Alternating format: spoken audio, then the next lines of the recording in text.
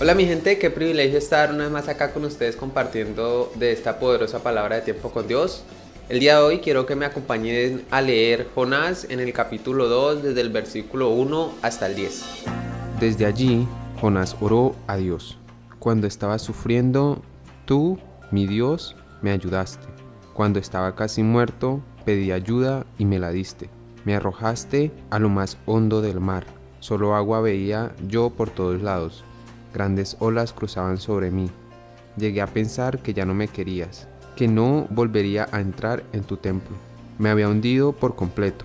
El mar me cubría todo y las algas se enredaban en mi cabeza. Creí que ya nunca saldría del fondo del mar, pero tú, Dios mío, me salvaste la vida.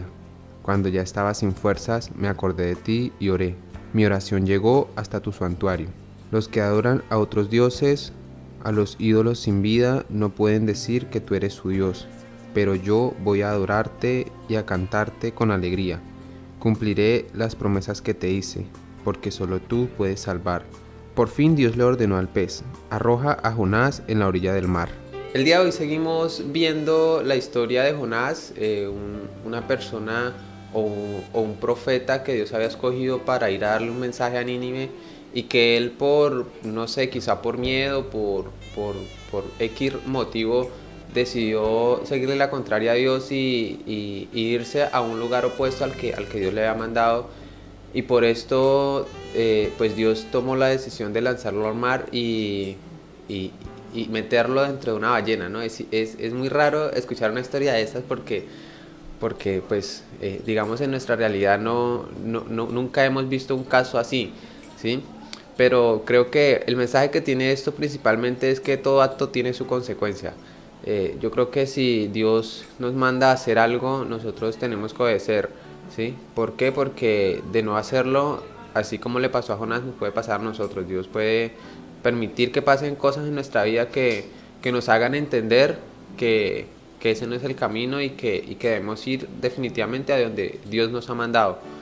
Eso por un lado. Yo creo que después de eso, después de que Jonás se vio en esa situación y oró a Dios y que recibió una respuesta de parte de Dios, eso nos hace entender de que definitivamente pues Dios siempre nos tiene con un propósito y Él se preocupa, además de que se preocupa por nosotros, Él siempre se preocupa porque ese propósito se cumpla, ¿sí? Dios nos puso en un lugar, Dios nos mandó a un lugar, Dios nos va a decir las palabras que tenemos que decir en algún lugar y solo somos nosotros los encargados de hacer eso, ¿sí? Dios no busca reemplazos, Dios no busca personas que hagan el trabajo por nosotros, sino que Él quiere que nosotros lo hagamos y precisamente esto fue lo que pasó con Jonás. Creo que Jonás se quiso salir del propósito, pero Dios ya había escrito el propósito. Dios ya le había dicho a Jonás: Jonás, tú vas a Nínive y en Nínive vas a decir esto y esto y esto.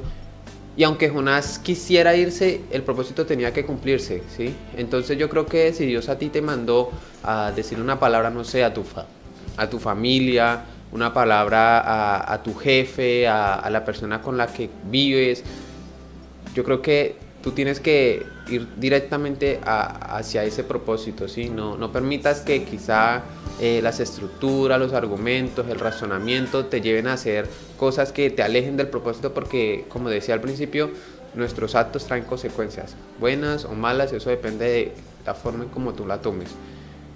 Por otro lado, creo que Jonás pues entendió definitivamente que con Dios no se juega, ¿sí? Que si Dios lo envía a uno con un llamado, uno tiene que cumplir y pues Jonás se arrepintió y esto es algo importante, ¿sí? Yo sé que muchas veces nosotros hacemos cosas contrarias a la voluntad de Dios, a todos nos pasan, a mí, a ti, inclusive a nuestros pastores, a todos nos pasan de que muchas veces queremos hacer nuestra propia voluntad. Pero lo importante o lo que Dios quiere de parte de nosotros es que nosotros tengamos un arrepentimiento genuino. Dios siempre está con los brazos abiertos esperando a que sus hijos vengan a Él, ¿sí? Y por más